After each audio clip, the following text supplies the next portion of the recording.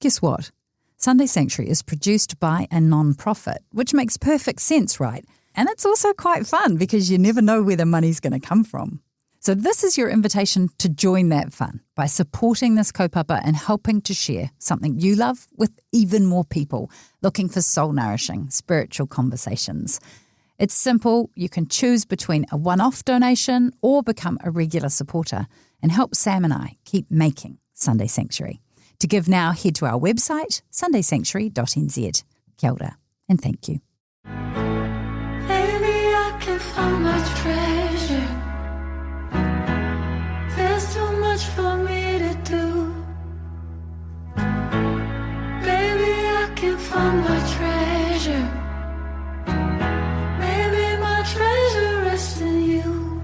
Sunday Sanctuary with Petra Bagust.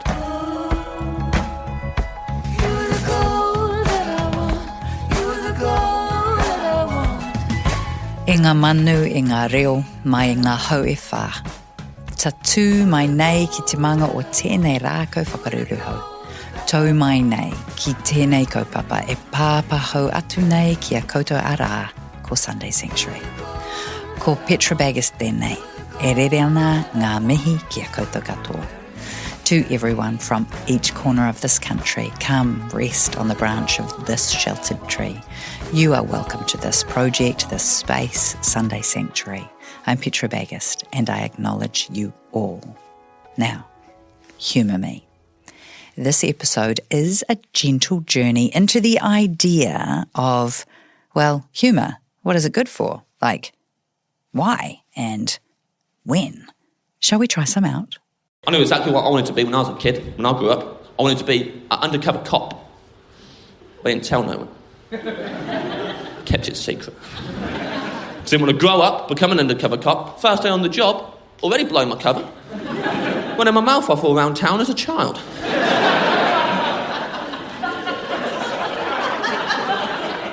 So I was smart. Whenever an adult asked me, what do you want to be when you grow up? I thought, long term, I said, drug dealer.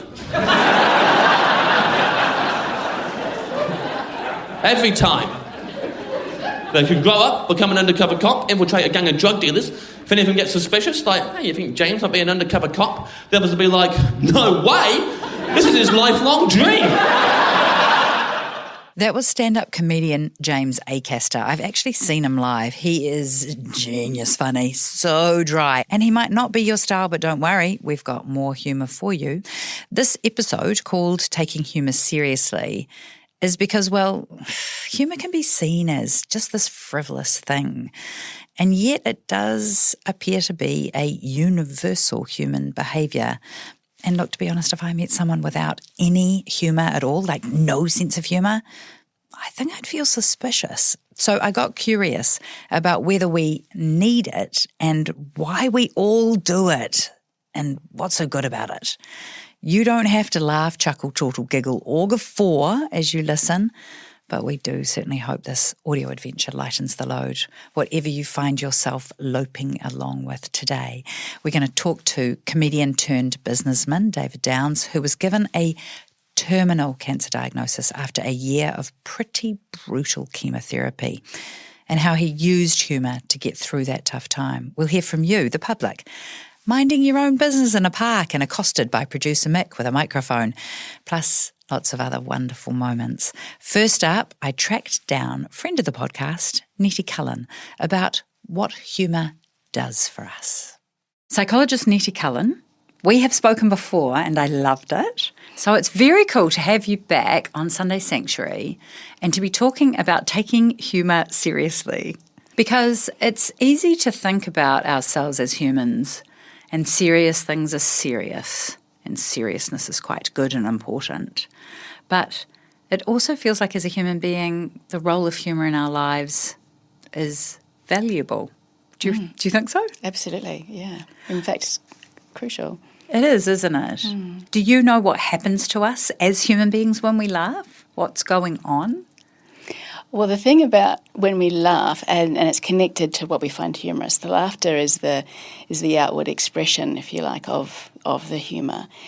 And the thing about humour and laughter is how much is going on in our bodies and our brains when we are amused and laughing. So it's when they do brain scans of people who are laughing or enjoying jokes, we see all sorts of different areas of the brain light up, emotional, social, but also that prefrontal cortex that connects novel ideas and is creative and is flexible, as well as our whole body engaging when we laugh. So it's like this whole human experience. It's like this incredible synthesis of all sorts of different parts of our humanity. I know. Look, we're just happy talking about it. I know. Aren't we?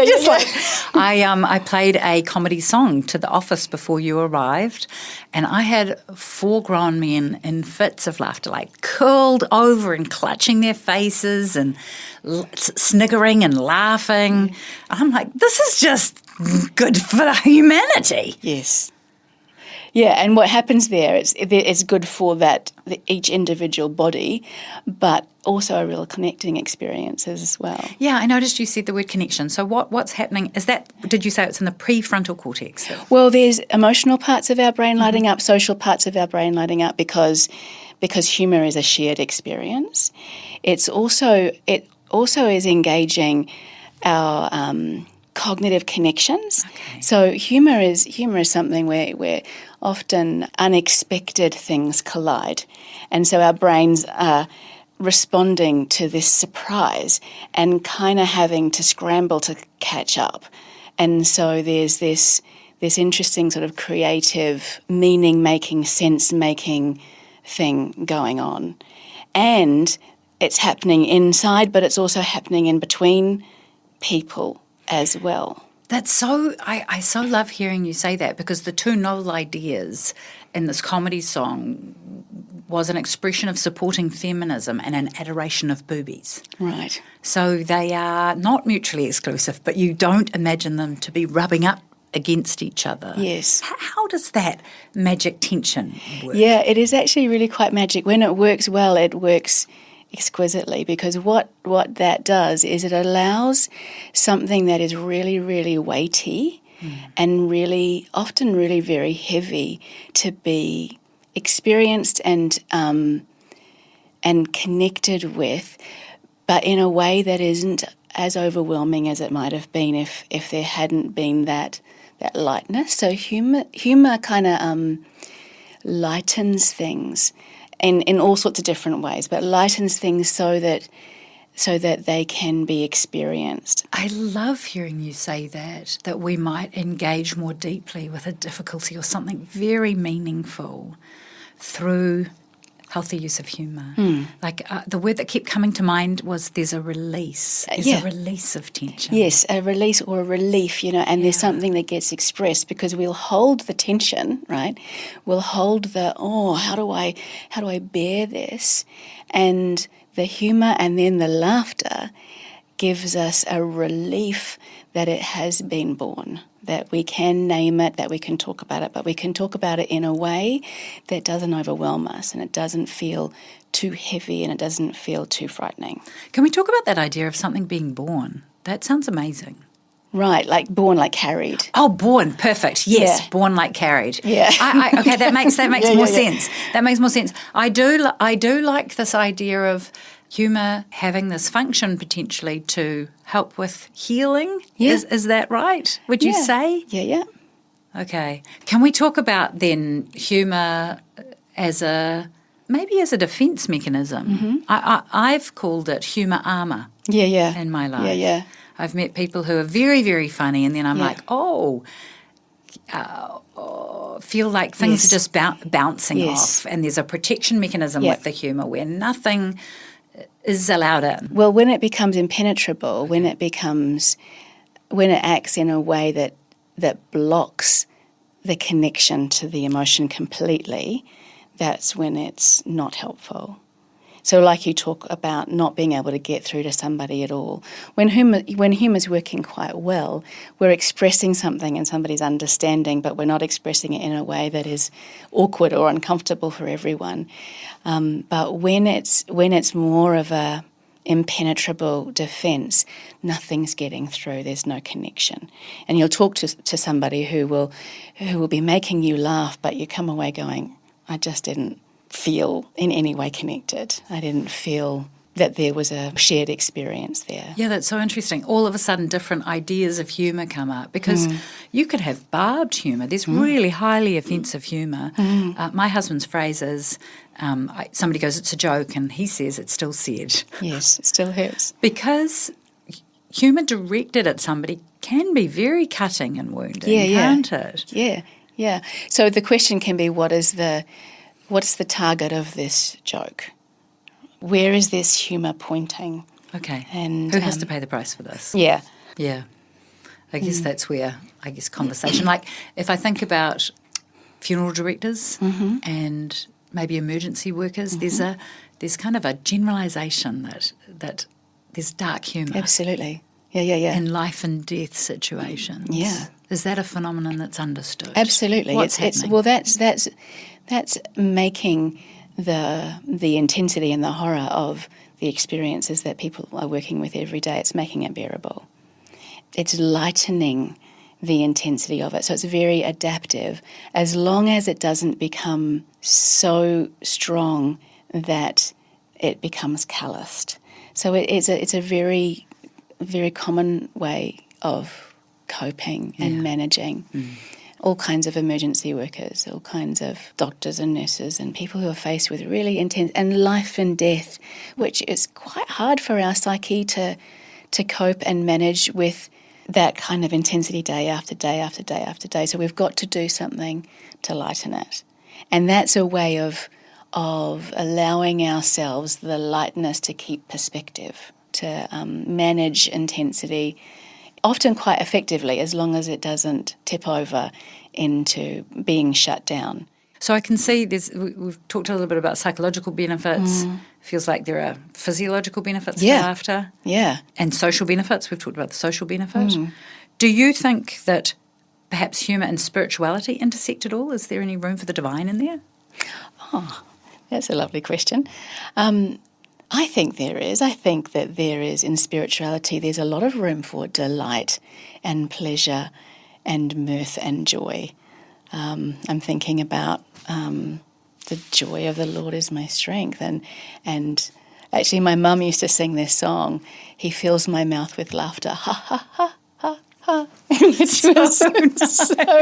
which was so cute. Yeah. And we would all just laugh, because it was so fun, right? And mirthful, yeah, and delightful. Yeah. And I'm thinking, in terms of spirituality, there's that sense of wonder and delight and play and joy very much has a place. Yeah, it does. There does feel like I used the word magical element earlier, but there does feel like this truly creative, sparking element to humour that can heal in a moment, that can feel like it pulls you together.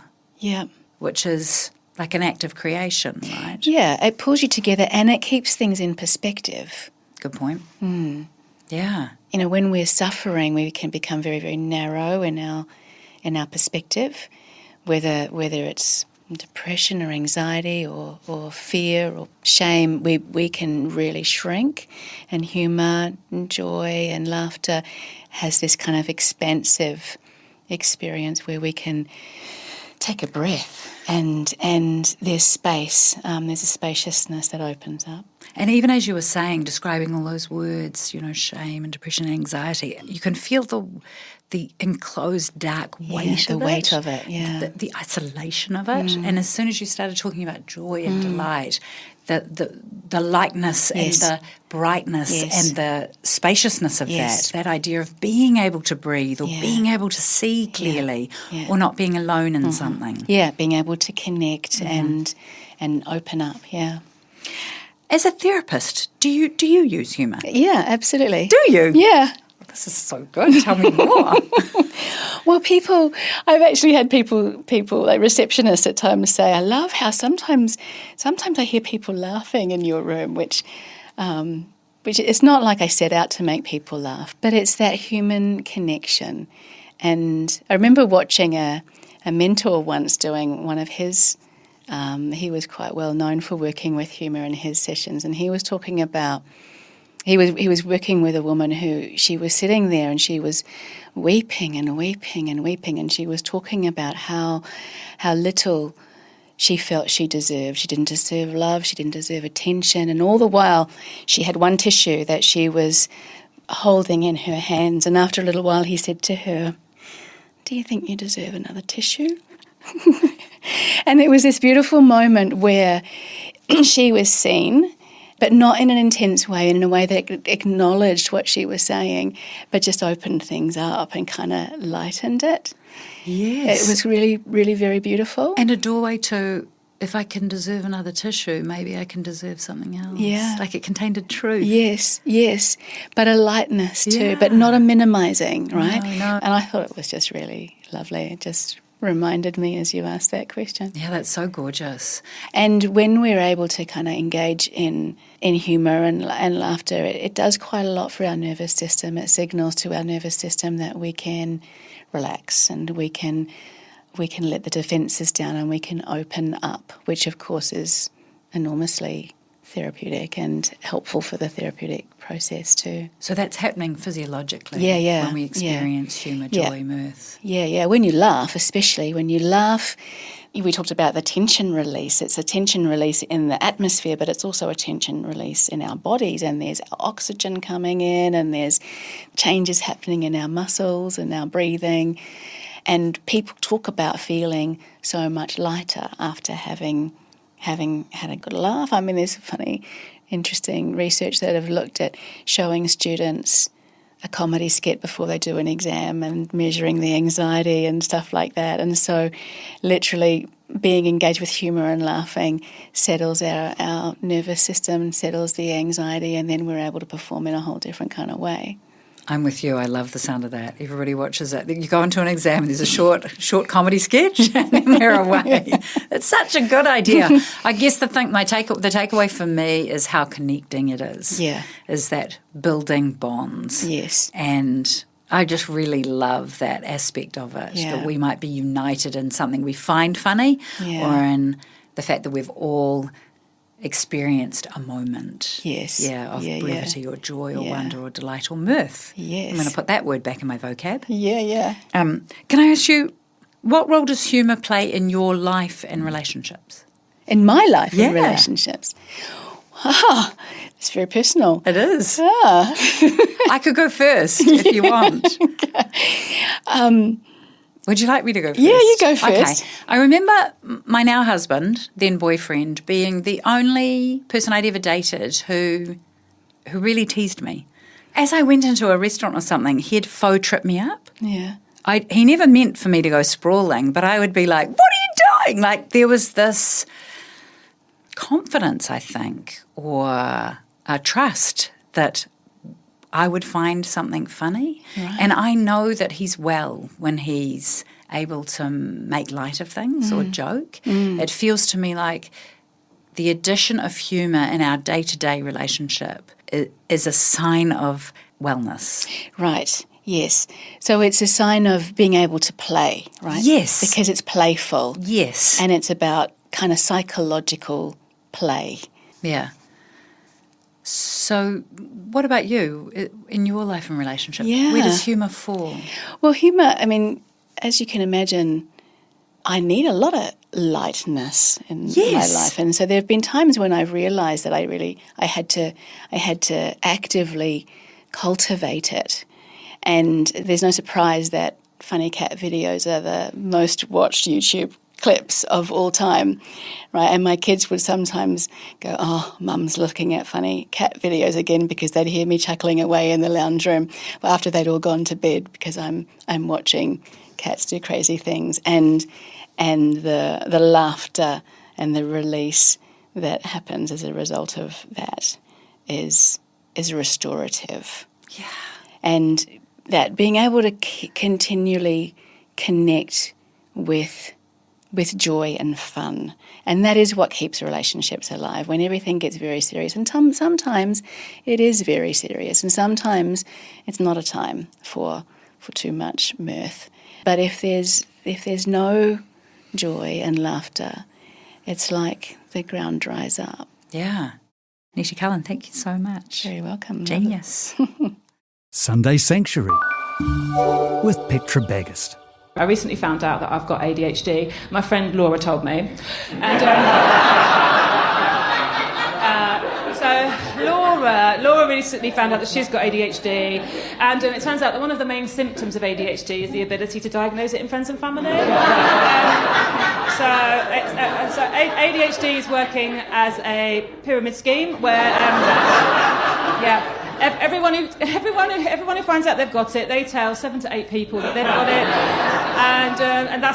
and we're just going to carry on like that until we've all got it, apart from one neurotypical man, and then he's going to build an ark, and God will send the rains, and he'll start all over again.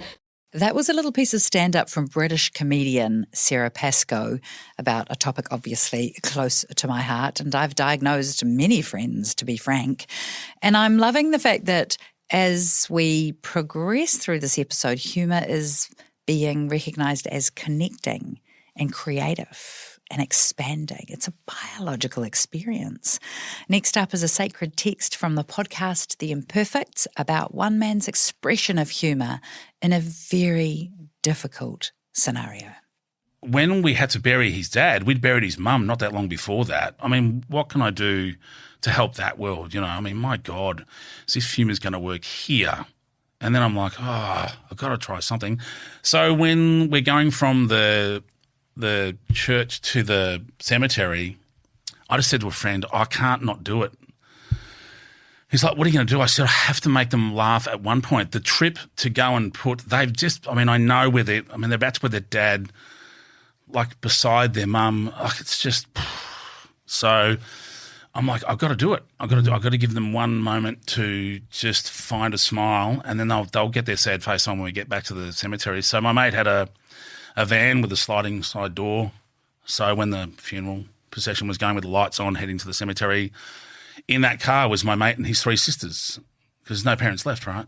So there's not parents to judge this is a bit over the top. It's just the kids. So I got my mate to drive along the side of that car, and when the door slid open, I was in the back dressed as a clown dancing, which I just figured would be the most inconceivable image to kids burying their parents. And they wound the window down. It's a big call. I'm not suggesting anyone should do that. It's a big swing. Oh, it's huge. Is it a swing and a miss? And they looked out the window, and of course it was so mad they burst into laughter. And then they were like clapping, and I just kept dancing. And then they just yelled, "Thank you." I'm like, okay, done. Shut the door. See you there. Got changed back in my suit and then pulled up and stood beside them. But only they knew, and they were looking at me like that was insane. But they just kept saying, like afterwards, independently, my mate's like, "Oh man, thank you. Did I need that?" Yeah. I'm not saying it's going to work every time, but was there a moment before the door slid open where you're like, "Dang, what am I doing here? This isn't good. This is silly. No, this is a funeral." Everyone that was older than me and smarter than me, which is most people at that point, I could hear their voices going, "No, surely not." Isn't it wild that humour is hidden and not so hidden in the hard places of life? And once again, that sense of bringing relief and release, helping us bear what would otherwise be unbearable. Hey, send this episode to a friend who you think might appreciate it. You can leave us a review on your podcast player of choice. And if you want to find us on Instagram, we are at Sunday Sanctuary NZ. As we are talking about taking humour seriously, there are 2 women in Aotearoa, New Zealand, who have made an indelible mark on our national humour landscape. They are the Top twins. And you've probably heard, unless you live under a rock, that Dame Jules Top lost her battle with cancer this past week. Now, as a duo, they've certainly delivered a lot of relief and lightened a load of loads throughout their career. So here's a wee taste of a song performed by Jules and Linda Top. It's called Coming Round the Mountain. She'll be coming around the mountain when she comes. When she comes, she'll be coming around the mountain when she comes. She'll be coming around the mountain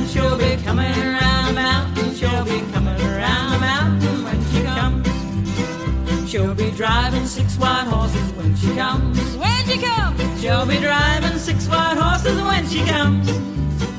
She'll be driving 6 white horses, she'll be driving 6 white horses, she'll be driving 6 white horses when she comes. Singing aye, aye, yippee, yippee, aye, yippee, aye. Singing aye, aye, yippee, yippee, aye. Singing aye, aye, yippee, yippee, aye, aye, yippee, yippee, aye, aye, yippee, yippee, aye. I've got a delightful surprise for you now. Producer Mick wondered if there were any patterns or universal elements to humour. So he thought he'd go to a local park and accost some locals. Here's Mick in the park with a microphone. Taking ice cream when she comes.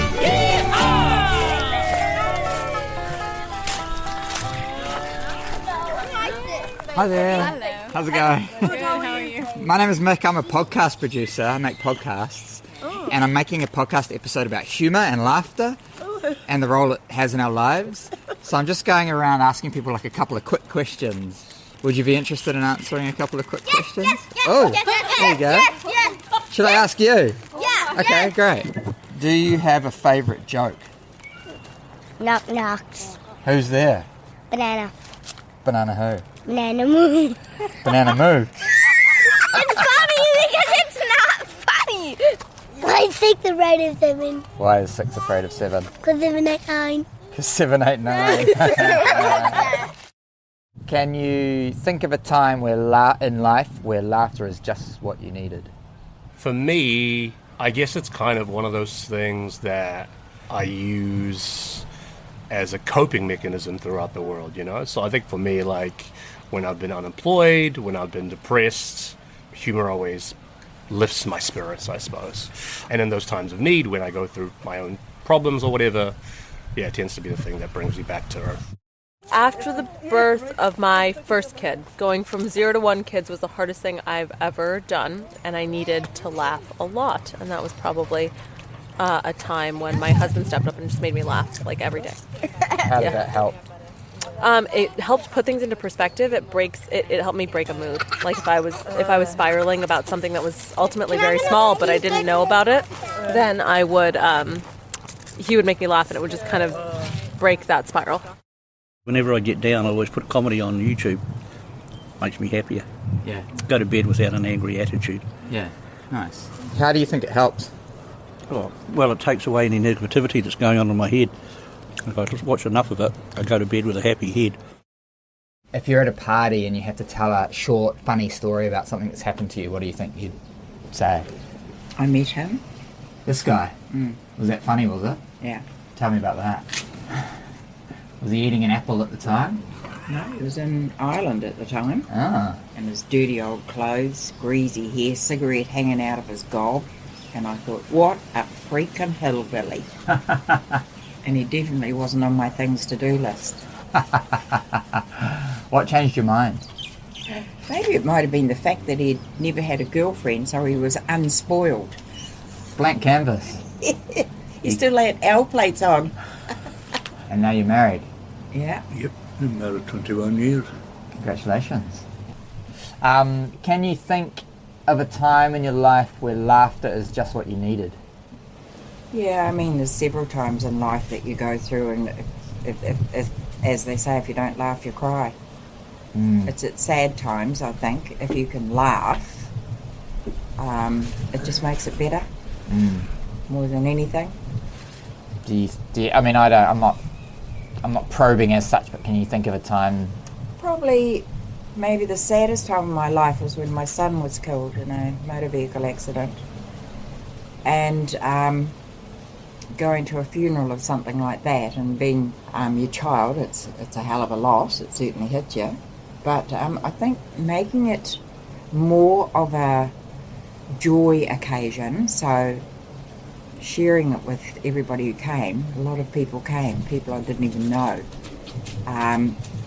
And rather than making it sad, I wanted to celebrate his life. And so I wanted his friends to get up and tell me all the little jokes and the funny times, and we certainly heard a few, but really nice things as well. And I think if you can have laughter at a time like that, it just makes it a lot easier to bear. Can you think of a time in life that laughter was just what you needed? Oh, funny enough, it's probably at a funeral. Why do you think humour's important at a funeral? Oh, because people need it, don't they, really? What about a release? It's sort of a bit of a release, isn't it? What does it release? Sadness, grief. Why are you recording our jokes? Because I'm making a podcast episode about laughter and why it's important for us to laugh. It is important for us to laugh. Why is it important, do you think? Because laughing keeps you happy. If no one ever laughed, then the world would just be a grey place. A what place? A grey. Ah, yeah. Grey, no colour, no bullshit. Happiness. And what would it be like if no one ever laughed? Sad. Yeah, it would be a bit, wouldn't it? I do think humour's important, though. Yeah, it is. Why do you think it's so important? Because it's fun. It's so much fun. And it just brings people together. It's just that togetherness and sharing good times. And I miss it when it's not there. We've got to have it. Surely we can't manage without it. Aren't we not good if we haven't got some laughter? You know that thing about the laughter yoga? I used to go to it on a Sunday or Saturday or Sunday. Remember we went to laughter yoga? And you'd fake it. And it's really good for the brain, even though you're faking it, because the brain doesn't know you're faking it. It was incredible. It was very, very special. And how did that affect you at the time? How did it affect? Well, I relaxed. I think it was calming. I think it's good for your mental health. And was there a difference between how you felt when you arrived and how you felt when you left? Definitely. Oh my God, yes. Yeah, huge difference. What was the change? Yeah, just felt more relaxed and calm and... Lighter. It's a relief, lighter. Yeah, I'd go back. I miss it. Yes, I think it's very therapeutic and healing, the laughter. Great. I'm going to go away and have a good that's laugh up the hill. It is contagious. It's contagious. Oh, that is so delightful. So amazing that those beautiful people in the park talked about basically everything psychologist Nettie has already mentioned about connection, release, relief, healing, lightening or helping to bear the load of something sad or heavy. This stuff is good for us. Okay, now I've got a little bit more stand-up for you. This is Jerry Seinfeld on the stage with It Is What It Is. People like to say those kinds of things. It is what it is. You see, if you repeat a word twice in a sentence, you can say that with a lot of confidence. Business is business. Rules are rules. Deal's a deal. When we go in there, as long as we know what's what and who's who, whatever happens, happens, and it is what it is. Now from one great guy to another, he's senior producer Josh Couch with his reflection on communion. As a young man, I think I bought into an unhelpful and simplistic binary. This idea that as a Christian, I was somehow more ethical than those who weren't. That was until I met a vegan who definitely proved me wrong. I thought that Jesus wanted me to be the most ethical person possible. It's quite an earnest image of Christ. While we don't have any accounts of Jesus really laughing, per se, we do know he was accused of being a glutton and a drunkard on account of how many people he partied with. He must have been a riot. Like, the picture we get from the original telling is not so much a holy, pious, religious type, but a bit of an upstart who upsets the religious establishment because he was popular. Boring, earnest people aren't that popular. There's a fascinating moment when this woman brings a jar of perfume and breaks it over Jesus' feet. The story is pretty outrageous for a few reasons. I mean, firstly, everyone around knows that she's a woman who's really messed up her life. And here she is just weeping and wiping Christ's feet with her hair. Like, why is he letting her touch him like that? A confronting move in the culture of the time. But also, this perfume was crazy expensive. Some of his disciples tell her off and point out that she could have sold the jar and given the money to the poor. But Jesus doesn't see it like that. I gotta say, I think I would have been with the disciples on that one. Doesn't Jesus care about addressing poverty? What are his ethics? the more I've tried to live an ethical life, the more impossible it's felt.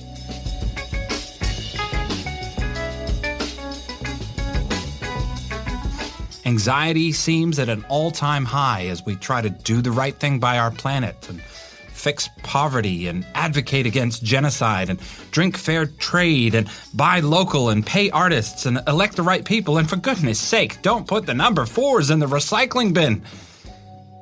That's why I was struck by this quote from a German theologian from the middle of last century, Dietrich Bonhoeffer. In a letter from prison, he says, "Who is there in our times who can devote themselves with an easy mind to music, friendship, games, or happiness? Surely not the ethical man, but only the Christian." Maybe in our focus on getting it right, we can miss the point. In communion, Jesus invites us to partake in a meal that acknowledges our limitations, and in joining with him, I'm empowered in the small part I play, but also reminded that it's not my job to restore everything in the whole world, that he's on it. Thank God.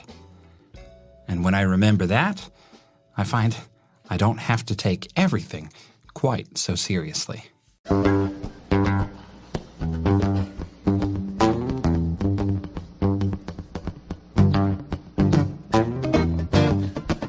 Oh, yeah. That's right, baby. Girl, tonight we're gonna make love. You know how I know, baby? 'Cause it's Wednesday. And Wednesday night is the night that we make love. Tuesday night's the night that we go and visit your mother, but Wednesday night is the night that we make love. 'Cause everything is just right. Conditions are perfect. There's nothing good on TV. Conditions are perfect. You're leaning close and say something sexy like, "I might go to bed, I've got work in the morning." I know what you're trying to say, baby. You're trying to say, "Oh yeah, it's business time. It's business time. It's business. It's business time." That's what you're trying to say. You're trying to say, let's get down to business. It's business time. It's business. It's business time. Ooh. Next thing you know, we're in the bathroom brushing our teeth. That's all part of it. That's foreplay. Then you go sort out the recycling. That's not part of it, but it's still very important. Then we're in the bedroom. You're wearing that ugly old baggy t-shirt from that team building exercise you did for your old work. And it's never looked better on you. Oh, team building exercise 99. Oh, you don't know what you're doing to me. I remove my jeans, but trip over them because I still got my shoes on. But then I turn it into a sexy dance.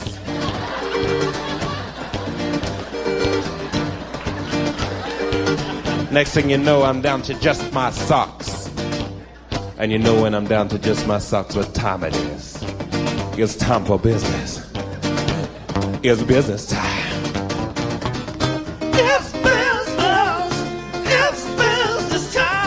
I'm down to just my socks. It's time for business. That's why they call business socks.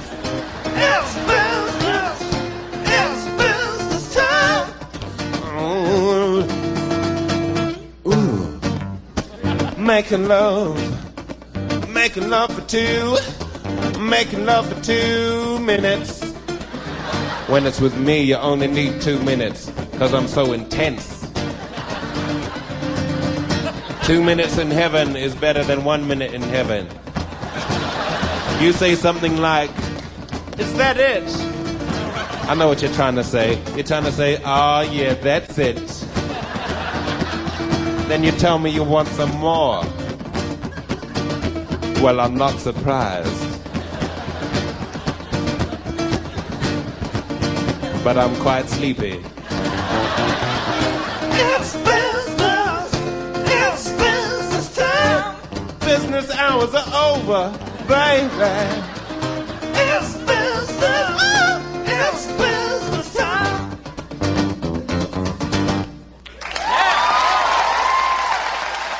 Sunday Sanctuary with Petra Bagust. That was, of course, Flight of the Conchords with their song Business Time.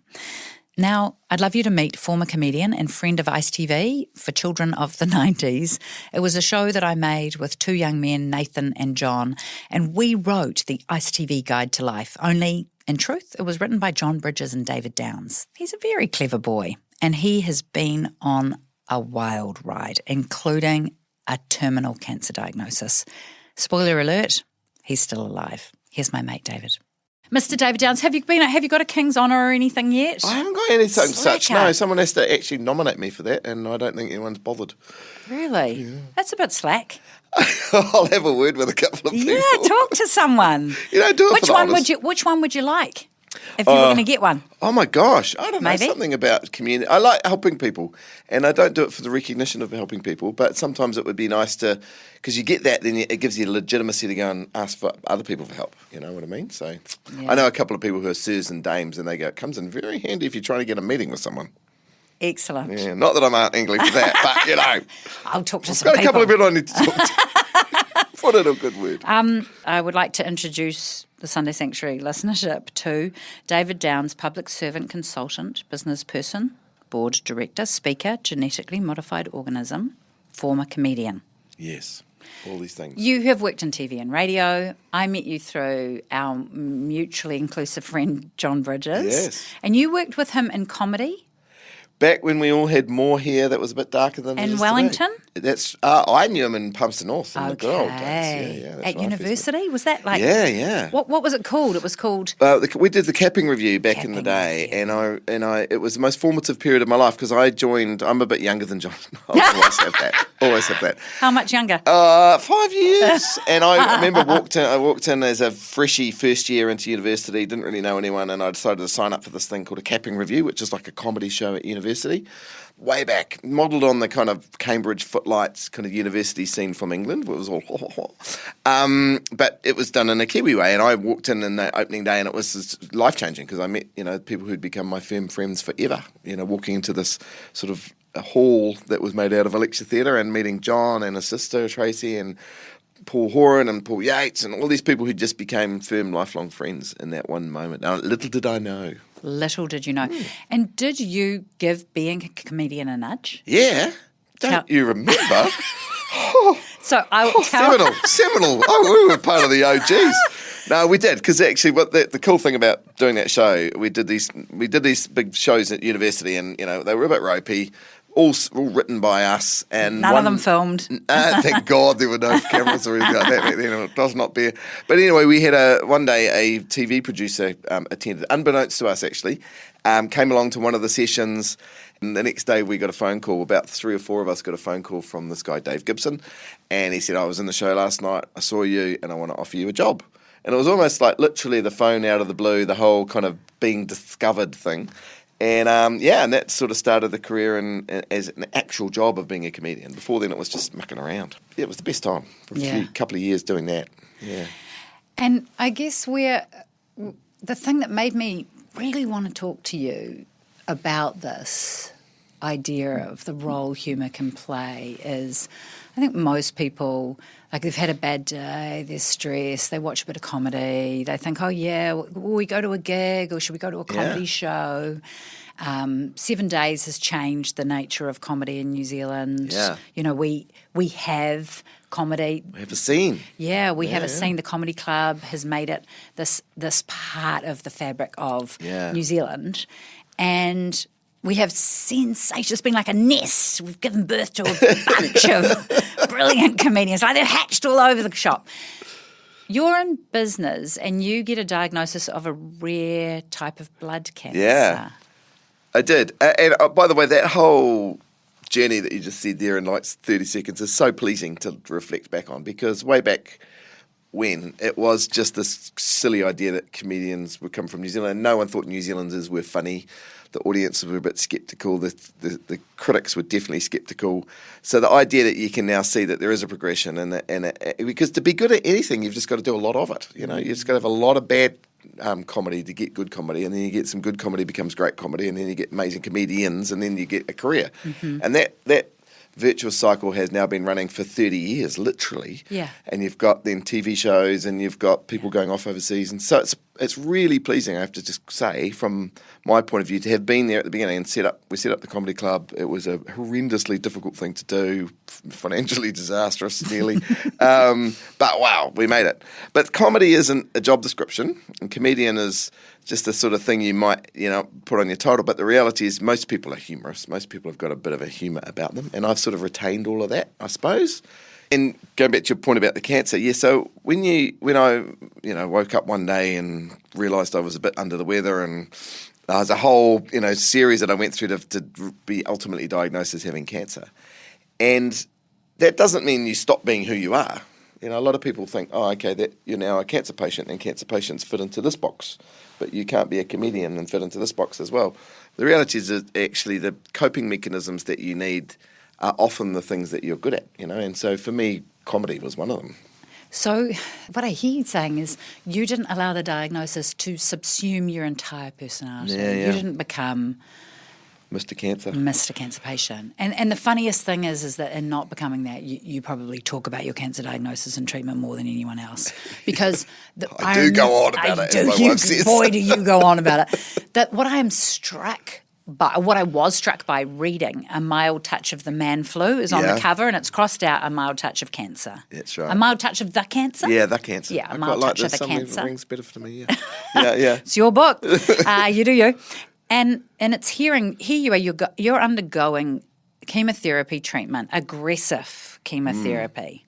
Yeah. This is not a good time. No. And you bring this element, can you tell us about the room that you were in and what you invited people into as you're undergoing your treatment? Well, this is interesting because a lot of patients do find themselves in this situation where they're now suddenly defined by their diagnosis and are in a space of not feeling in control of their life or their personality, their individuality again. And at the time, I didn't sort of intellectualise it that way, but I realised I was being like that. I was like allowing the cancer to be me and vice versa. And so I had been looking for a way to get out of it. And it's also a very negative space to stay in because you're kind of feeling sorry for yourself and everyone's being, oh, you poor thing. And, and this compounds this feeling of pity for yourself, which is an awful state to be in. And so Catherine's idea actually was to dress up my hospital room, and start to go, forget about the fact that you're in hospital, you can't do anything about that. But actually, we put up posters on the walls and we put props and costumes, and we got everyone to dress up when they came in and see us and took photos, and we came up with the idea of this being this sort of holiday destination place. And I made this rule that people could come and visit me if they wanted to, but they had to come in a costume. And so people would be coming in like big Mexican costumes with, Jeremy Corbett going through reception with a big Mexican mustache, cliche, and mate Glenn going in with a big green suit as an Irish on the Irish week. So all of that was... So it was a different country each week? Each week was a different country. And you just text your friends? It's Ireland? I put it on my Facebook page. Okay. This week, if you want to see Ireland. me. This week, Fiji. And it was cool because then also the doctors and the nurses for whom life is, pretty repetitive and can be a bit drab, were also coming in and going, oh, where are we this week? Or they'd come up with ideas for the next one and stuff like that. So it actually became, and for me, I was entertained by it. Like it's personally quite funny, but it gave me something to write about because I was also I wrote a column for Stuff about having cancer, and I kind of wrote it from that comedian's point of view.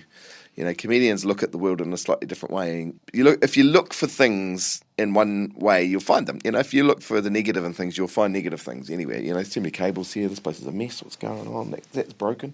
It's terrible. And the lights aren't right. The room's a bit too stuffy. But if you look for the things that you want to find, and are positive or funny, you'll see those as well. And it's just you just sort of train your mind that you look nice.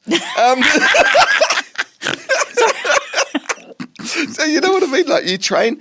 I genuinely, and I didn't realise this at the time. Later, after all this went, finished, I read a whole lot about positive psychology and Seligman's work and all this stuff, really interesting stuff, because I'm now really interested in it. Really, if I could go back to uni, I'd do that. And now I realise all that was actually training. You train your neural pathways. So by looking for the positive things and by looking for things that are funny, and literally I was writing a column a week. I committed to the guys at Stuff, to the editors and stuff, that I would write at least one column a week. And so you're going, oh, this is a terrible week. I feel terrible. And I remember one particular occasion where I was getting a bone marrow transplant, a bone marrow biopsy, where they literally take a massive great needle and they stick it in your hip. Sorry if this is a bit gross. No, be as gross as you want. And they kind of bang the thing in, and they're trying to get it into the middle of the bone to pull out some bone marrow to give the sort of biopsy for it. And I'm just going, this is terrible. I'm really bad. And Catherine, who's wonderful, she just leans over and she goes, gosh, this will be good for the blog, won't it? And it was like, it changes the perspective. Immediately I went, yes, this is funny. Instead of thinking, oh my God, I'm in pain, how terrible is this, I feel sorry for myself, suddenly I'm going, yeah, I've got to remember this because this is going to be great when I write about it later. You know what I mean? Yeah. And anyone can do that. That's just a mindset shift. And and it goes with the room. I do a lot of corporate sort of public speaking and stuff now at very reasonable rates, by the way. You should book me. But I talk about... Cut that out. Naked sort of solicitation. But I talk a lot about this, is that your mindset is just so powerful, and you can allow yourself to be a victim of a situation, or you can put yourself in this mindset of being in control. So talk to me about being funny or looking for the funny, because when I talked to Nettie Cullen, who's a psychologist, we discussed humour armour, this idea that there are people in life who use humour to deflect every difficult or negative thing or emotion. Yeah. And you're not inviting, I don't think. No, that's dangerous, I think. Yeah, you're not inviting people to pretend you're not dealing with cancer, that you aren't in hospital. You're saying yes and? Yeah. Humour, I think you've got to be careful, because humour is a skill, and like any skill, it can be misused, abused, etc. So some people can use humour negatively, like as a put down of others, or as a way of being superior. Or you can use it as a deflection technique. I think that is a danger. So, it's like I talk about resilience. A lot of people mistake resilience for being sort of tough or being deflecting issues all the time, impermeable, and I don't think that's resilience at all. We can come back and talk about that in a minute if you want. But humour done well is just actually more about, it's often my writing was fairly self-deprecating. I was exposing quite a lot of what goes on in the middle-aged man body when you get chemotherapy, for example, and I was exposing probably more than I would normally do, but it's just a way of showing people that I was still me. So it definitely wasn't about deflecting what was going on. If you read, I would actually describe most of the columns that became that book as pathos rather than humour. So pathos is like this idea that you're sort of bringing in, humorous elements, but you're doing it in a really human, emotional, real kind of sense. And you read some of them, they're very sad in parts, because there were times when it was pretty tough and we were being told very difficult things. So to be able to talk about that in a way... But then again, as a sort of a comedian or someone who's been on stage a lot, you also know that what you really kind of want to do at times is kind of draw the audience in and sort of slow things down and get them to a point and bring a point of recognition, then all of a sudden give them a sense of relief, and that's a laugh. And actually humour is all about how you playing people's emotions, not in a manipulative way, hopefully, but understanding how emotional cycles work. And I love that you've used the word relief as well, because Nettie Cullen did. It's the sense where pathos is important. Yeah. Things are deeply grievous or painful or sorrowful or lamentful, and yet to be able to breathe again or the relief of lifting your head again is so important to keep going. Yeah, and we're humans, we're emotional creatures. We pretend that we are all grown up and logical and right-brained or whatever, and we're walking around being sensible. But the reality is we're emotional, and you've got to allow yourself to have emotions, and emotions can be sad or happy, or I'm on the whole more happy than I am sad. In fact, I'm probably much more happy most of the time, and I'm lucky to have that. But I think it's a trained reflex as well. You learn how to, I guess, give yourself this sense of optimism. I talk about it in my sort of bio. I'm an optimist. I always have been, but I believe you can get better with practice. If you can be an optimist or a pessimist. When you practice one or the other, you'll actually probably get good at it. Like from the age of 19, you started to forage around and look for the funny in things. Yeah. And somebody described humour as two situations that don't seem to go together, like knocking into each other, and you know that sense where the pathos and you bring people down, and then you break it, and they're like, oh, and they laugh, and it's relief. How do we encourage somebody who might be listening to this and say, I'm not a comedian? Like, what could they lean into that brings them relief or a wry smile? I think everyone has a sense of what they find personally interesting or funny. Or this is, I guess, the key thing I'd say to someone, and I'd say this a lot to patients, is, again, don't be defined by your diagnosis. You know, you are still you.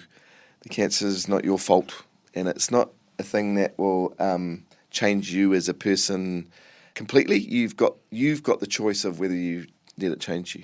There'll be some things you can't choose. You can't choose if it's making you physically sick. You probably can't choose if you have to go into hospital or what sort of treatment you're even going to get. But you can choose something. You can choose that actually. You know, I firmly remember lying there in bed and not feeling particularly funny, but just because. And I wasn't trying to make jokes all the time. That's not me either, by the way. I just use humour every now and then. But I remember lying there and just feeling absolutely terrible and thinking, what can I do that would make me feel a little bit better? And I thought, well, if I can make the nurse feel a little bit better, then I'll feel better. Selfish, you know. But be nice to them. You know, smile, say thank you. You know, I remember one day the biggest achievement at all was to kind of get out of my bed and then sort of straighten the sheets and try and make the bed a bit. You know, that's the best you can hope for that day. Great. Because you've set yourself a bit of a goal. And it's amazing how those little wins, and again, I've read a lot about this positive psychology, these little sort of things that you give yourself a little sense of accomplishment or control, the little endorphins that you get from that. Again, I remember one night, Catherine had been visiting that day. It had been a particularly tough day in hospital. I was miserable. You know, day 2 or 3 of chemo, when you know you've got 6 or 7 of them to go, and you just really feel yuck. And I always felt bad in the evenings because that's when everyone's left, and you're feeling a bit lonely and sorry for yourself and stuff. And she called me about 10 o'clock one night, and I thought she was calling me to say, I love you, I'm thinking about you, da-da-da. And so she called me, and I'm going, oh, I get it. And I was about to go, I feel shit. And she goes, Toby's got some problems with his homework, and I think you should help him. And I was going, oh, for God's sakes, like, I'm sick, I'm in hospital, I'm dying of cancer. But she was so clever, because then I'm suddenly in a different mode. I'm into dad mode, and I'm in a problem-solving mode, and it was maths, and I'm quite okay at maths. And so, we're talking about maths problems, and then 10 minutes later, whatever, I hung up the phone, and I felt a lot better, because I'd done something that took me out of myself. And I talked to her about it later, and of course, I said, did you know that you would? And she said, of course I did. Of course I did. So I was trying desperately to think of something that I could get you to do that would take you out of yourself. So it's really powerful to sometimes trust the other people around you. Yeah. Yeah. We should be interviewing Catherine. She's better than me at this stuff. It turns out the country thing was her idea. Everything She's got your positive psychology number. Yeah, no, it is really cool. But again, that go back to your thing about to someone listening to this, if you find yourself in a state where you are struggling to get yourself into a mindset of positivity, then ask people around you to help you, or the people that you love or trust, or even just the staff in hospitals or whatever. But don't be defined by what's happening to you. Yeah, probably in any walk of life, right? Yeah. Don't be. It's so hard. Let's not be defined by our job or our role or our diagnosis or our labels. Or how big your nose is, or whether you're fat or thin or whatever. None of that actually really matters. It's funny because it takes us sometimes to later in life to really work this stuff out, which is why you're a podcast. Your top tier podcast, not this one. You're great. It's wonderful, because it talks about these things, and it talks about as you, and of course we all know this. Wisdom is optional, aging is not. But certainly going through a life-changing diagnosis is another thing that gives you a new perspective on life. And some people are lucky not to need to be 80 or terminally ill to learn life's lessons. But but when you do start to realise this is what life's about. Yeah, I love that you journeyed with the whole of yourself, like with your wife, with your kids, with your sense of humour through this. And for people who haven't read A Mild Touch of the Cancer or seen the documentary, good were you doco. Pretty happy about that? Doco was interesting because it was we weren't going to do a doco, and then we got approached by this lovely woman, Annie Goldston, and Irene. And they said, look, we want to do this doco. And I was like, oh, it's a bit indulgent. But luckily, I mean, the doco is about a number of people, and it's about the process of bringing the treatment I had in America, the process of bringing that to New Zealand. So it's valuable, and she did a great job of it, yeah. Yeah. What's it called? It's called A Mild Touch of Cancer. It and is. It's on Neon or one of the streaming platforms. CAR T therapy, is it? CAR T-cell therapy, CAR yeah. T-cell. So this was the treatment. So ultimately, the story, that I had in New Zealand was I went through all this treatment, and I still, every time my cancer looked like it was going away and they'd stop the treatments, it would come back again and come back again. That's called refractory. So they couldn't get it to go away completely. And finally, it was terminal, and they said, look, we've run out of treatments, and you now have to think about going into hospice or whatever. So it was just a really tricky time. But I was so lucky I got on this clinical trial program, and that clinical trial was in the States. It was a whole nother long story that we won't go into now. But that treatment was life-saving, and it's a very different type of cancer treatment, not another type of chemo. It's a completely different thing, immunotherapy. And so, I've now sort of made it my life's purpose to bring that to New Zealand and help patients get access to it and things like that. And we are now pretty close, actually. It's we're halfway through a phase 2 clinical trial. Wow. It's going really well.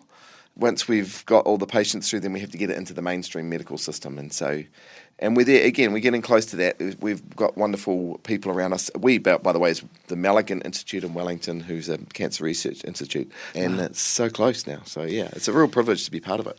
I love that. I love that at 19 you walk into a lecture theatre and you're bedazzled by these wonderful students, and you become a comedian, and your trajectory through that and away from them and back again. Yeah. And humour runs through the cancer, and humour runs through funding the cure for the cancer. Yeah. What we were talking about again with Nettie was that laughing connects us, that there's this shared humanity of it. Yeah. Life is so hilarious. It is. It's so ridiculous. If you allow yourself to see it. Yeah. And again, there's I love the shared humanity thing, because there's something about, and again, all the psychology now has this stuff around it too. Sitting in a room with other people and feeling a shared emotion is powerful, and we connect. And I don't know if it's woo-woo or whatever, but there is something about that bonding experience and the oxycontin or oxytocin. Oxycontin's a drug. The oxytocin, the love, the chemicals that you feel. Yeah. The way that people can synchronize their emotions, etc. It's really, really powerful, and humour is one of the quickest ways to get there. So I think we've got this. There's something about it, and humour is not telling jokes. That's the difference as well. I mean, telling jokes is a form of humour, but humour is more than that. It's how people, as I say, see the world. Yeah, it's a beautiful thing. Thank you very much for your time. Oh, you're welcome. I hope you raise gazillions. Oh, yeah. We always need a gazillion more, actually. If you've got any rich friends, let me know. Okay. Yeah, I might go out and make some. Sunday Sanctuary with Petra Bagust. So there is a saying that a problem shared is a problem halved.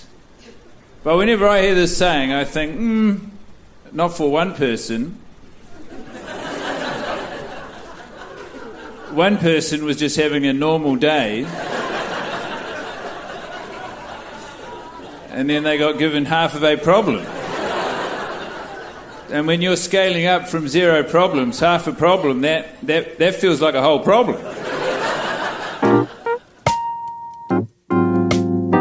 That was New Zealand stand-up comedian Guy Montgomery on the show Comedy Up Late. And gosh, isn't it nice to intersect with funny people's brains? It's just good for the soul, the heart, the head. It's good for everything. And look, the thing that has really struck me in this is how humour connects us, how it binds us and brings us together. And it's almost like it weaves a net underneath us that make the hardest, darkest, saddest things in life more bearable. And we always know that those sorts of things need to be done together. And that's when humour is at its best, when it's shared. And as the young girl in the park would say, life would be grey. Humour brings colour. I'm going to leave you with a prayer poem written by the late great cartoonist Michael Lernig called We Give Thanks for the Mystery of Hair, from the book When I Talk to You. We give thanks for the mystery of hair, too little here and too much there, censored and shaved, controlled and suppressed, unwelcome guest in soups and out of place on vests. We celebrate the parting, the curl and the frizz, the bald patch which tells us exactly how it is, the grey and the ginger, the dreadlock and weave, and all of the styles that we try to believe. We give thanks for the hair that is honest and real, and the secretive wigs that help us to heal. The fringe on the forehead, the hair on the back, the mystery of growth in its wonderful track. Amen.